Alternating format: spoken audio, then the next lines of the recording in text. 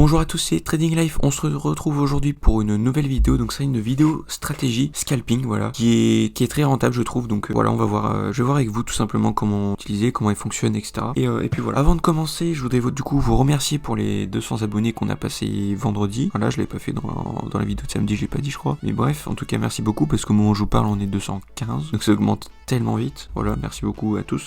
Donc tant que j'y pense, n'hésitez pas à aller dans la description, il y a le lien Discord, là où on en fait les appels privés, communique en privé, etc. si vous voulez me poser des questions et tout ça. Allez sur le Discord, je suis très actif. Ensuite, vous avez aussi le lien TradingView qui est dans la description.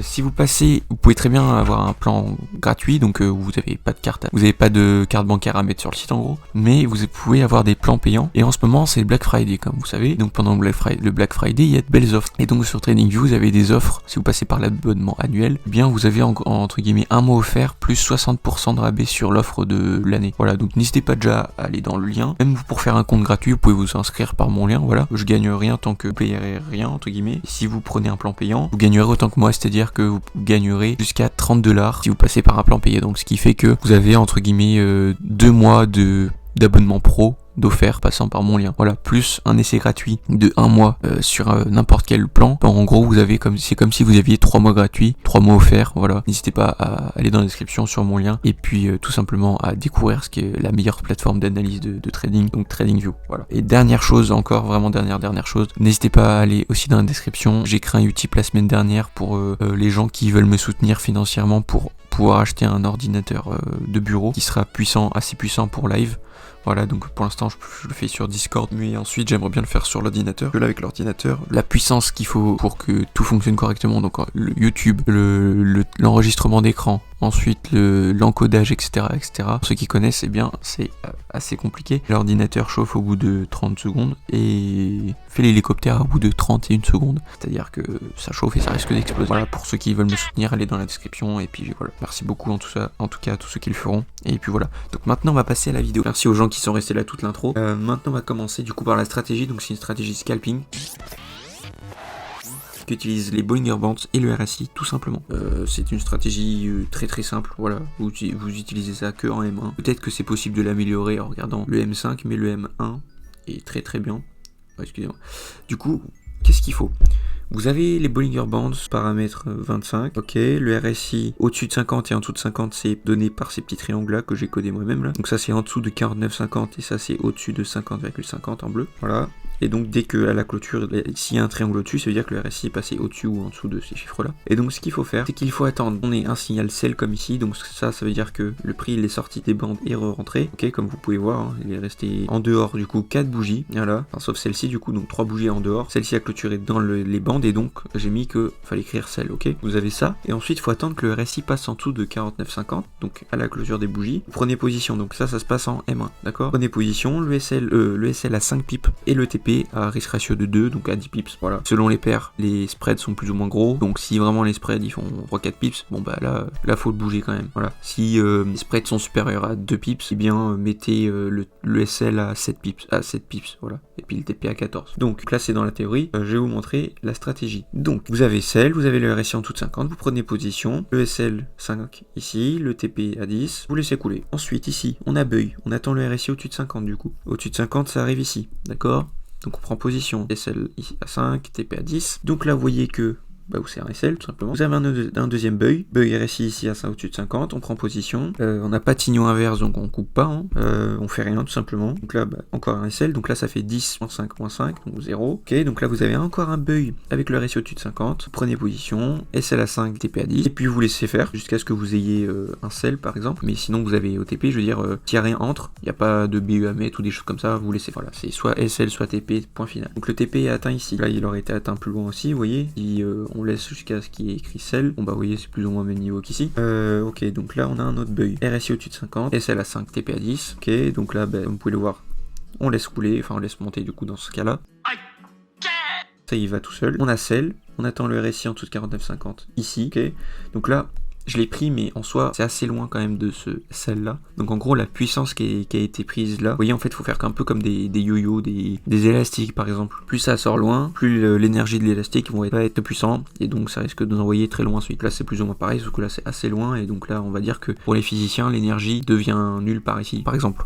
Voilà, bref, je vais un peu trop loin. Donc là, du coup, vous voyez que j'ai pris position, mais du coup, c'est pas ouf. C'est un stop loss. Mais aussi, une chose que l'on peut faire, c'est si jamais on a un signal ici, donc là, par exemple, du côté du point d'entrée, hein, parce que si c'est près du TP, ça sert à rien de prendre à l'inverse, hein, faut laisser couler. C'est-à-dire, s'il y a un signal de sell, voilà, le RSI, imaginons, là, c'est pas possible avec le graphique comme ça, mais les bougies comme ça, mais si cette bougie passe en dessous de 49,50, bien, prenez pas position à l'inverse, hein, laissez couler, ou pire, mettez BE, mais voilà. Donc ici, vous voyez, au-dessus de 50, c'est passé ici, on prend en position à l'achat. Donc là, vous voyez, de toute façon, dans le futur, on peut pas savoir le futur, mais donc, dans ce cas-là, ça aurait touché le SL. Bref, du coup, on prend position à l'achat. Voilà, buy le RSI. Ensuite, on a un sell, on n'a pas de RSI en dessous de 50 à part ici. Donc là, on laisse couler de toute façon. On arrive ici à combien de pips de gain? 4,3. Ok, donc ici, on a un RSI en dessous de 49,50 ici. Donc on prend position puisqu'il y a un sell au-dessus. Et puis, on laisse couler encore une fois. Donc avec les spreads, là, ça serait sûrement touché. Donc c'est pour ça qu'il faut. J'ai dit c'était théorique avec les SL à 5 et le TP à 10, d'accord? Et selon les spreads, eh bien, vous faites 5 plus votre spread au pire. Ça, normalement, il y aura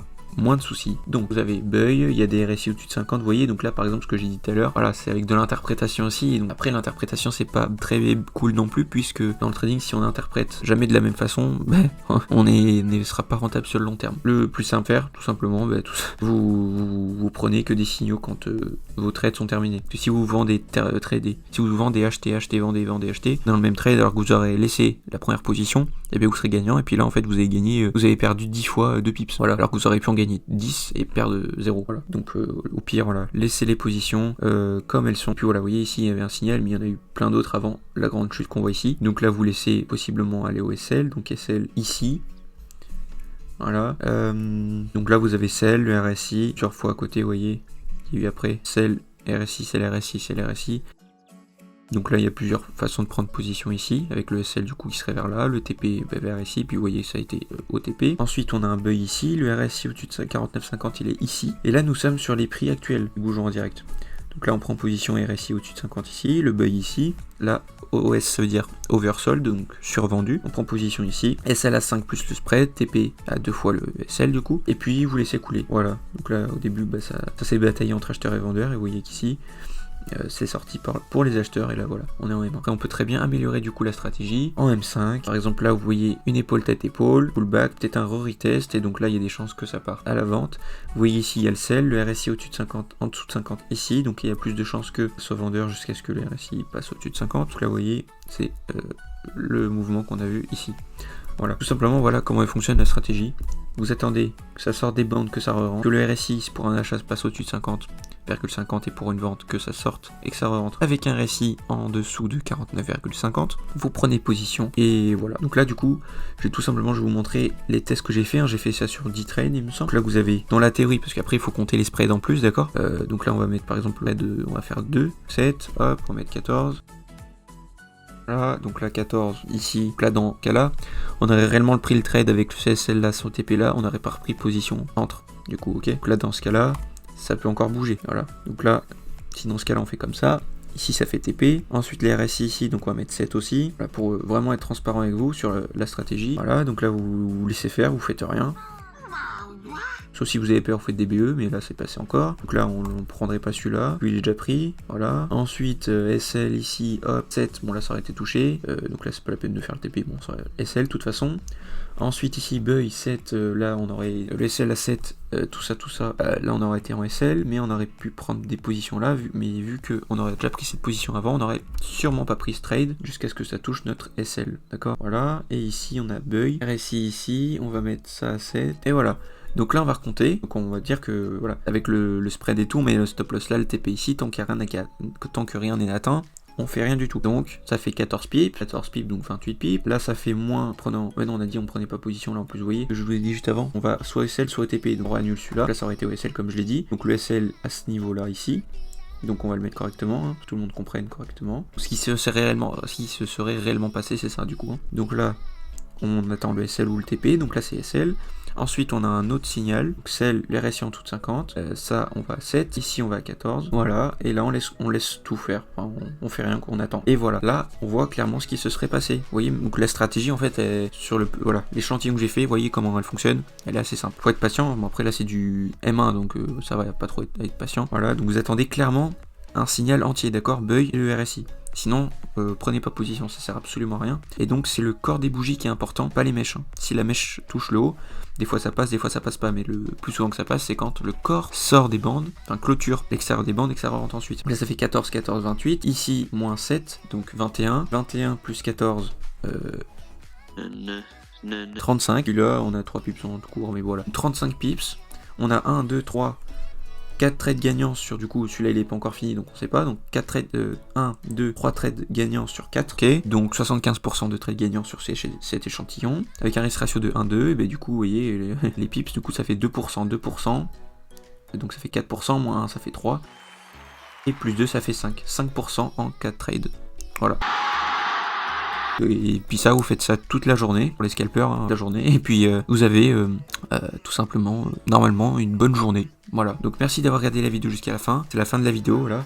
Donc n'hésitez pas à liker, commenter, partager, dire ce que vous pensez de cette stratégie, si vous allez la tester ou pas. Et donc l'essentiel de la stratégie, c'est sortie des bandes, on re-rentre, le RSI qui passe du bon côté de 50, donc au-dessus de 50 c'est acheteur et en dessous c'est vendeur, pas 50 piles, hein, bien 50,50 et 49,50, ces deux valeurs là sont très importantes. On met le risque ratio, le SL à 7 pips, enfin à 5 pips plus le spread, et on va aux pips qui s'arrondit au-dessus, par exemple le spread c'est 1,3, on fait 5 plus 1,3 ça fait 6,3, et bien par exemple on met le SL à 7 aux pips du dessus, ok, donc 7 pips de SL par exemple, TP à risque ratio de 1,2, et puis on laisse faire, tout simplement, SL ou TP, point final, voilà. Donc merci d'avoir regardé la vidéo jusqu'à la fin, n'hésitez pas donc à liker, commenter, partager comme je vous l'ai dit 20 fois, comme chaque fois mes intros sont super courtes, hein. Lol. Voilà, donc on se retrouve du coup pour une nouvelle vidéo jeudi, que je ferai sur je ne sais plus quel thème, mais quelque chose il me semble qui va vous plaire là, donc n'hésitez pas à être présent jeudi 18h30, voilà, mes heures maintenant de sortie vidéo c'est 18h30 plus 16h ou 17h, je sais plus quelles heures je sortais au début, mais bref, voilà. Il y a des vidéos de ma chaîne peut-être que je vais refaire en plus propre on va dire, là avec donc ce micro là qui est beaucoup mieux que l'ancien où c'était un peu robotique, meilleure qualité de montage etc. Donc je referai des anciennes vidéos qui n'ont pas été beaucoup vues pour que plus de monde les voie et puis que ce soit mieux à regarder. Donc merci d'avoir regardé la vidéo jusqu'à la fin, ça fait 3 fois je crois. Allez, à jeudi, ciao et salut les gens, salut.